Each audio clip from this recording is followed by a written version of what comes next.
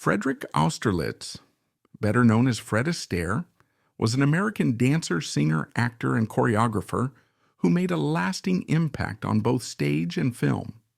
He is best remembered for his iconic on-screen partnership with Ginger Rogers in a series of beloved musical comedies. Widely regarded as one of the greatest dancers of all time, Astaire's influence extended beyond Hollywood, inspiring legendary performers such as Gene Kelly, Rudolf Nureyev, Sammy Davis Jr., and even Michael Jackson. Fred Astaire was known for his humility, often downplaying the artistic significance of his dancing. When asked about his approach, he famously remarked, "I have no desire to prove anything by it. Dancing? I never used it as an outlet or as a means of expressing myself. I just dance." For Astaire, dance wasn't about deep personal expression. It was simply something he loved to do, and he did it better than almost anyone. His journey into show business began at a young age. When he was just 5 years old, his mother had the idea that he and his older sister, Adele, should form a vaudeville act. Recognizing their talent, their father made the bold decision to move the family to New York City, where the siblings continued performing together for years. Their partnership was a success, lasting until 1932, when Adele married Lord Cavendish of England and retired from show business.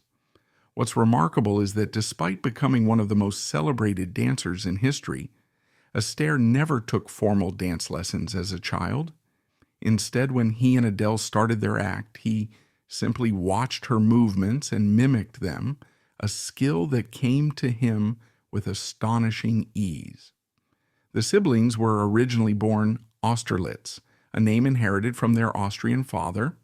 However, when they began their vaudeville career, their father suggested a change. He believed the name Austerlitz sounded too much like the Battle of Austerlitz, a historic defeat for Austria in the Napoleonic Wars, which wouldn't have made for an appealing name on theater marquees. To avoid this unfortunate association, the family adopted the name Astaire, allegedly inspired by a French relative on their mother's side with the name L'Astaire. From that moment on, they were billed as Fred and Adele Astaire, a name that would soon become legendary in the world of entertainment. As Fred and Adele's vaudeville act grew in popularity, an unexpected problem arose. Adele had a growth spurt and ended up 3 inches taller than Fred. The height difference made their stage appearances look somewhat awkward, and the family realized they needed to make adjustments. They decided to take a temporary break, allowing Fred time to catch up in height, while also avoiding potential scrutiny from the Jerry Society, an organization similar to today's Child Protective Services, which monitored the welfare of young performers. While Fred Astaire would later become known for his effortless grace and impeccable presentation, he had his own insecurities. One of the things that reportedly bothered him the most was the size of his hands, which he felt were too large for his frame. To compensate, he developed a subtle trick. When dancing, he would curl his middle 2 fingers to make his hands appear smaller. Though it may seem like an uncomfortable habit, it became second nature to him and is now an unmistakable detail in his performances. Astaire's impact on Hollywood went far beyond his dance moves. Before he arrived on the scene, the typical leading man in films was often a wealthy aristocrat, elegant, refined, and part of the upper class. Astaire's characters, however, were different. They were ambitious, self-made, and determined to succeed through talent and hard work rather than privilege. This shift in representation resonated deeply with Depression-era audiences, giving them hope that success wasn't just reserved for the elite, but could be achieved by anyone willing to put in the effort. His fresh take on the leading man forever changed how Hollywood portrayed its heroes. Despite his on-screen elegance, Astaire never considered himself a fashion icon, though the world certainly did. He frequently appeared on lists of the best-dressed men, but he found the recognition surprising.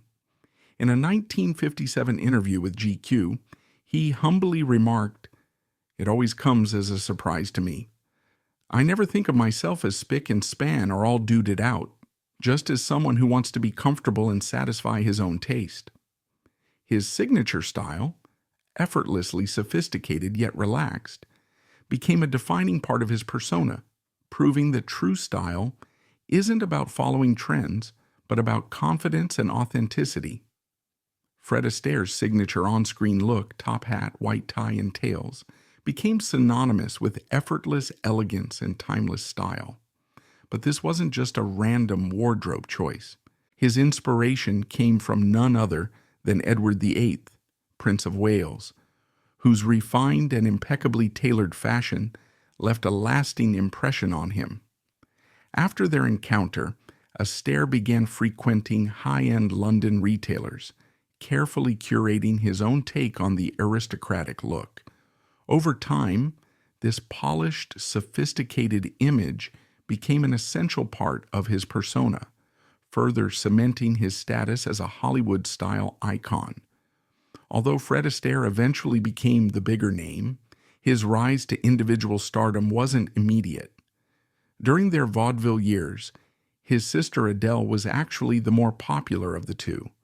She had a magnetic stage presence and a lively charm that captivated audiences, to the point where a Chicago Herald-Examiner critic once wrote a headline professing his love for her. When Adele retired from the stage in 1932 to marry Lord Cavendish, Fred was left to navigate his career alone. Initially, critics doubted whether he could carry a performance without her, but it didn't take long for him to prove them wrong. Once he stepped into the spotlight on his own, it became clear that his extraordinary talent could stand on its own, and his career skyrocketed as a result. In 1949, he was honored with an Academy Award for his unique artistry and contributions to the technique of musical pictures. Decades later, in 1978, he received a Kennedy Center honor for his lasting impact on American culture. Then, in 1981, the American Film Institute presented him with a Lifetime Achievement Award, recognizing his incredible influence on film and dance. During his heartfelt acceptance speech, he made sure to express his gratitude to Adele, acknowledging that, without her, he never would have entered show business. Given his groundbreaking career, it's hard to imagine what Hollywood would have been like without him. Before his influence, dance sequences in early Hollywood musicals were often shot in fragmented close-ups, focusing on faces and upper body movements rather than showcasing the full choreography. Astaire insisted on a new approach. Dance had to be an integral part of the storytelling, not just a flashy spectacle.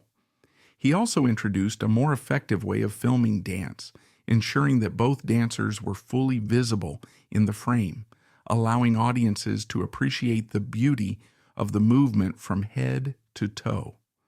When he stepped away from professional dancing in his late 70s, he found an unexpected new hobby, skateboarding. His involvement in the sport was so well known that he was awarded a lifetime membership to the National Skateboard Society of America, bringing unexpected attention to what was then still a niche activity. Unfortunately, his time as a skateboarder was cut short when at 78 he suffered a fall and broke his wrist. Long before he became a Hollywood legend, Astaire had another dream, one that involved music rather than dance. At the age of 14, he befriended a young, aspiring songwriter named George Gershwin, who was just 15 at the time and already working for a music publisher. The two boys fantasized about the possibility of Gershwin writing a musical for Astaire one day. Little did they know that their dream would come true within a decade. In 1924, Gershwin composed the Broadway hit Lady Be Good, with Astaire in the starring role. Their collaboration continued in 1927 with Funny Face, further solidifying Astaire's career in musical theater and marking the beginning of a lifelong partnership between dance and some of the greatest music ever written. Astaire's brilliance didn't come effortlessly. He was an obsessive perfectionist when it came to his craft. He insisted on extensive rehearsals before shooting any film, often practicing for weeks or even months before stepping onto a set. His meticulous attention to detail extended to filming as well. Astaire was notorious for demanding multiple retakes to ensure every movement was flawless. He once admitted, "I've never yet got anything 100% right. Still, it's never as bad as I think it is." For audiences, however, his performances always seemed effortless, a testament to the endless hours of work he put in behind the scenes. Despite his legendary talent, Astaire's early Hollywood career almost didn't happen. One of the most infamous stories about him is the supposed reaction from RKO studio executives after his first screen test. The now legendary notes allegedly read, "Can't act, slightly bald, also dances."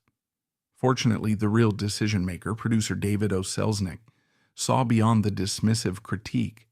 He recognized Astaire's extraordinary ability and signed him to a contract, paving the way for one of the greatest careers in entertainment history. Russ Tamblyn, best known for playing Riff in the film adaptation of West Side Story, once admitted that he was dissatisfied with his dancing in the film. However, his perspective completely changed after an unexpected encounter at the movie's premiere. None other than Fred Astaire approached him and personally praised his performance, telling him that he admired his dancing. Receiving approval from one of the greatest dancers in history was enough to change Tamblyn's entire outlook on his work. Astaire's influence extended far beyond his own performances. He inspired an entire generation of dancers and choreographers, including the legendary Bob Fosse. When Fosse was just starting out, he idolized Astaire and dreamed of following in his footsteps. However, as he progressed in his career, he realized that dancers and choreographers were often at the mercy of directors and producers.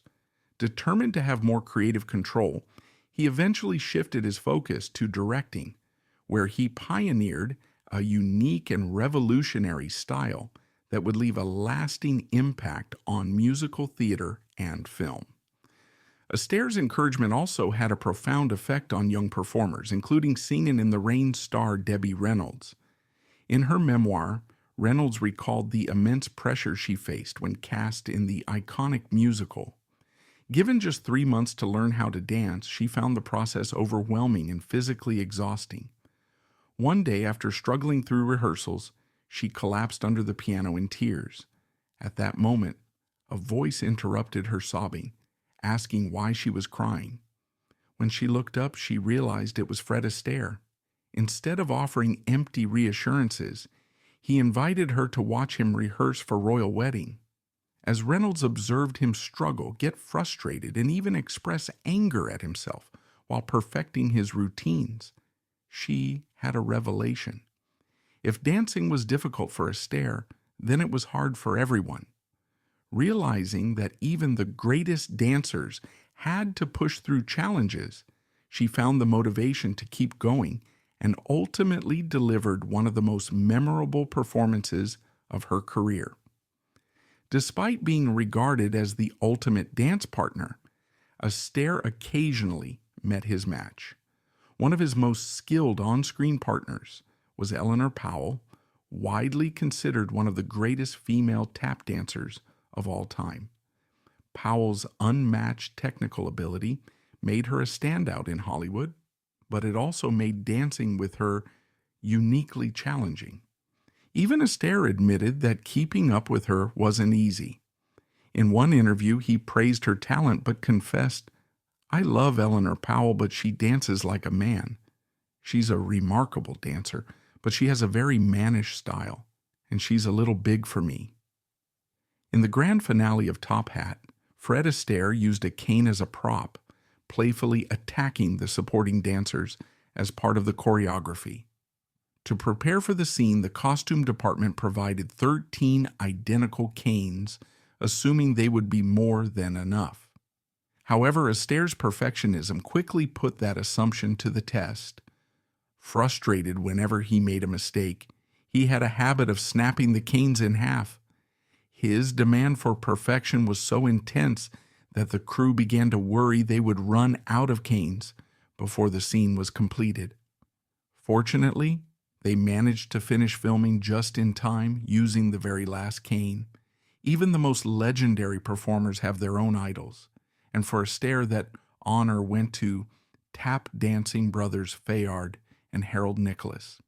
He had enormous admiration for their talent, once declaring that their performance in Stormy Weather was the greatest dance number ever filmed. Coincidentally, the Nicholas brothers themselves also considered it the highlight of their 30-film career.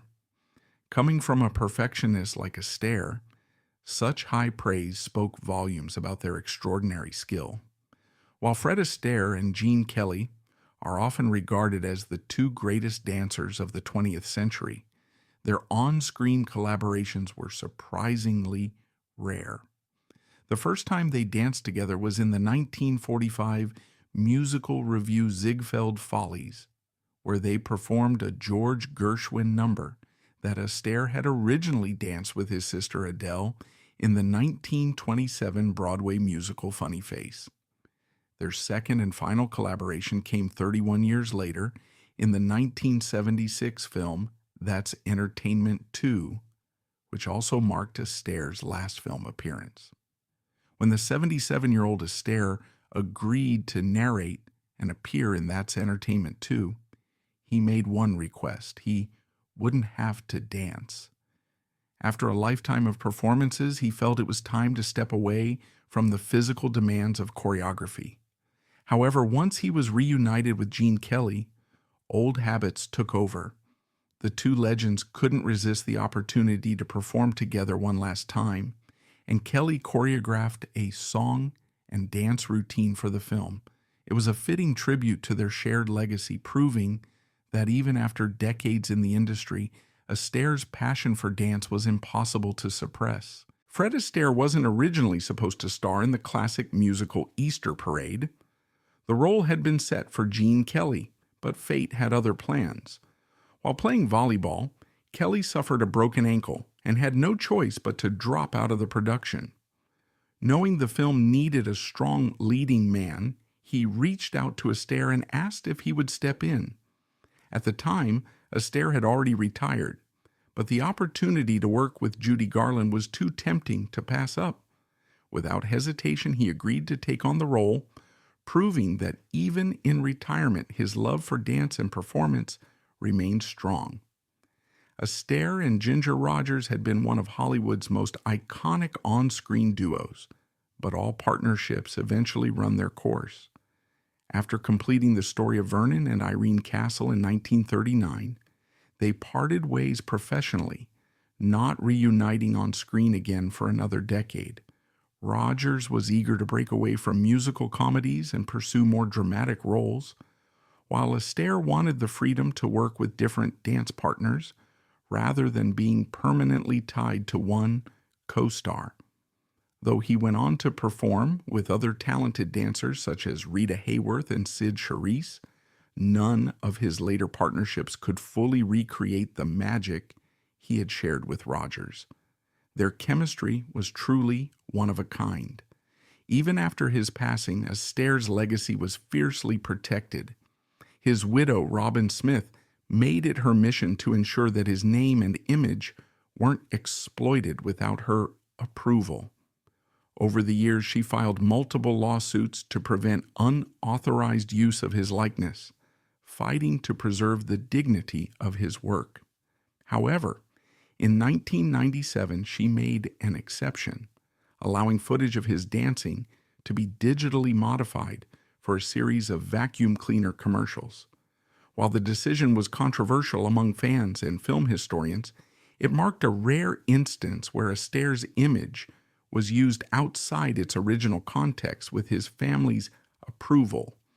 In 1947, he co-founded a chain of dance studios bearing his name, providing a space where people could learn and refine their skills under his guidance. Astaire firmly believed that great dancers weren't just born, they were trained. As he once put it, "Some people seem to think that good dancers are born. All the good dancers I've known have been taught or trained. To me, dancing has always been fun. I enjoy every minute of it. I am glad that I can now put my knowledge to use in bringing personal confidence and a feeling of achievement to so many people." Despite being one of the most revered performers in Hollywood, Astaire's presence could be intimidating, even to other stars. When he was cast in Easter Parade, it was the first time he had ever worked with Judy Garland. Though Garland was already a major name in Hollywood, she was so nervous around Astaire that she couldn't bring herself to speak to him until someone formally introduced them.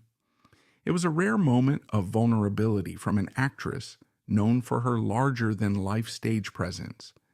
Astaire's career had been filled with triumphs, but by the early 1950s, he found himself at a crossroads.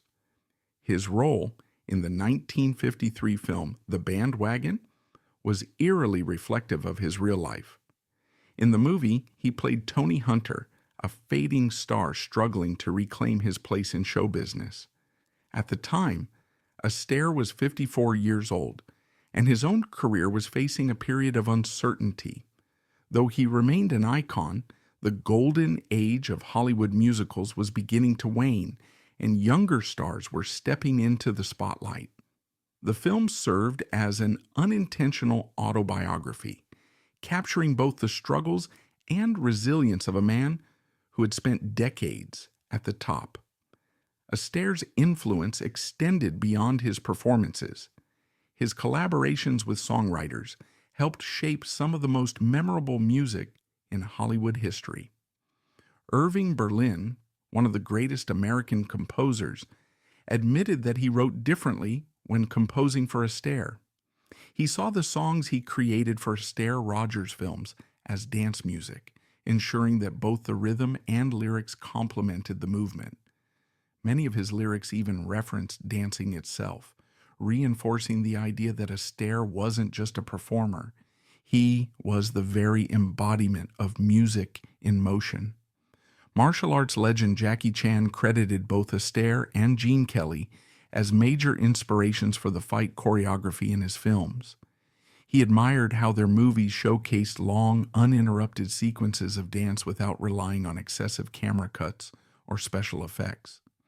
Chan aimed to bring that same fluidity and realism to his action scenes, ensuring that the physicality of his fights felt just as seamless and mesmerizing as a perfectly executed dance number. Astaire's admiration for great performers wasn't limited to his own era. He recognized talent in the next generation as well. One modern artist he greatly respected was King of Pop Michael Jackson. After watching Jackson perform on television, Astaire was so impressed that when producers were trying to cast Funny Face, they knew they wanted both Astaire and Audrey Hepburn for the lead roles, but they weren't sure if either would agree. To convince them, they took a bold gamble. They told each of them that the other had already signed on. Luckily, their instincts were right. Both Astaire and Hepburn were excited by the idea of working together, and the result was one of the most beloved musicals of all time. Though Astaire was married to his first wife, Phyllis Potter, for over 20 years, before her passing in 1954, he remained a widower for more than 2 decades. Then, in 1980, he surprised many by marrying jockey Robin Smith, who was more than 40 years younger than him.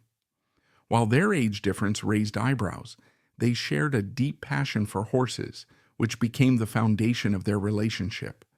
Their mutual love of equestrian sports brought them together, and despite their differences in age and background, their bond proved strong. The couple remained happily married until Astaire's passing in 1987, proving that love sometimes finds its way in the most unexpected places. Fred Astaire was such an iconic figure that even President Ronald Reagan paid tribute to him upon his passing. Recognizing his immense contributions to entertainment, Reagan remarked, "Fred was, in every sense of the word, a superstar." He adapted a witty, sophisticated, casual air, which belied the enormity of his talent. It was a fitting acknowledgment of a man who had revolutionized dance on film, despite the now infamous early studio note, dismissing him as merely someone who also dances. Astaire's first marriage was a testament to his persistence. In 1933, he wed Phyllis Potter, a 25-year-old divorcee and socialite, but winning her heart wasn't easy.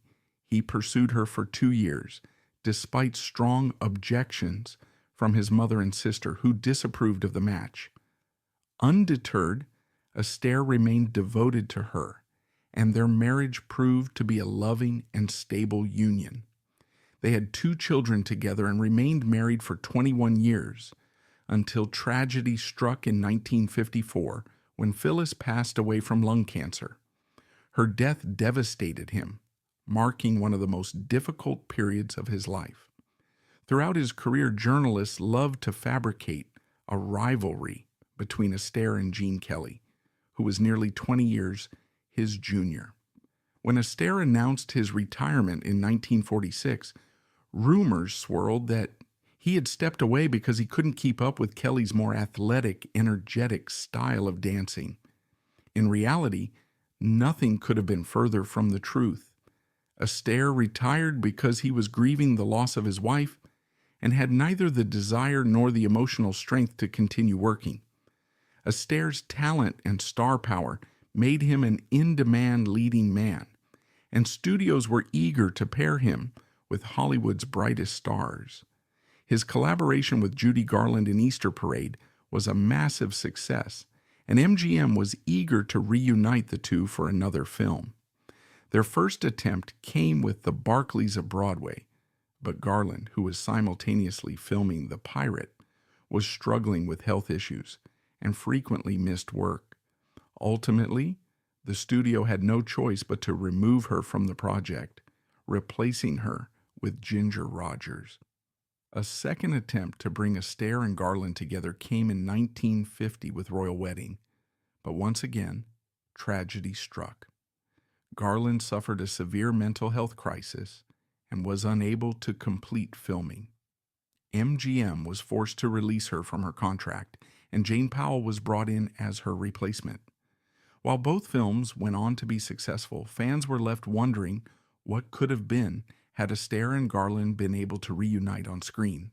Fred Astaire and Ginger Rogers became one of Hollywood's most beloved on-screen duos, starring in 10 films together between 1933 and 1949. Their chemistry was undeniable, and audiences adored their dazzling dance numbers and witty banter. However, if Astaire had gotten his way, their legendary partnership never would have happened. When he first learned that he was being paired with Rogers, he was less than thrilled. He sent a telegram to his agent complaining, "I've just managed to live down one partnership, Adele, and I don't want to be bothered with another." Having spent years sharing the stage with his sister Adele, he was reluctant to be tied to another dance partner. But fate had other plans, and his collaboration with Rogers became one of the most iconic pairings in film history. Although Astaire made dancing look effortless, the reality behind the scenes was far more grueling. He was a relentless perfectionist, pushing himself to redo scenes as many as 30 to 40 times to get every movement just right. His high standards weren't just for himself, his dance partners had to keep up. Of all the women he worked with, Ginger Rogers was the only one who could match him step for step. Their level of dedication was unmatched, and it sometimes came at a painful cost. During one particularly grueling shoot, Rogers endured 54 takes of a single dance number, and by the time they finished, Her shoes were stained with blood from burst blisters. However, Rogers was just as much of a perfectionist as Astaire, which is likely why they were so extraordinary together on screen. They challenged each other, demanded the best, and ultimately created some of the most unforgettable dance sequences in cinematic history. Their partnership, though reluctant at first, became the gold standard for dance in film, leaving a legacy that has yet to be surpassed. Fred Astaire's name is forever etched in Hollywood history, but behind the glamour was a man who faced loss, heartbreak, and the challenges of time. Though his final years were marked by illness and personal struggles, his legacy remains untouched. His influence on dance and cinema continues to inspire generations. His hidden battles may have been unknown to many, but his artistry will never be forgotten. What is your favorite Fred Astaire moment? Let us know in the comments, and don't forget to like and subscribe for more untold Hollywood stories.